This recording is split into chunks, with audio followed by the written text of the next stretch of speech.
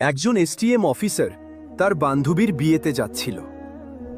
সে একজন সাধারণ মেয়ের পোশাকে ছিল, না কোনো সরকারি গাড়ি, না কোনো নিরাপত্তা।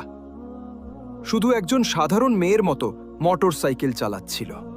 যখন সে হাসনাবাদ শহরের কাছাকাছি পৌঁছাল, তখন সামনে একটি পুলিশ চৌকি চোখে পড়ল।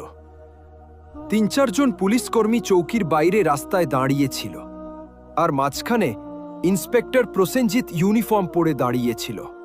সে মেয়েটিকে হাতে লাঠির ইশারায় থামতে বলল।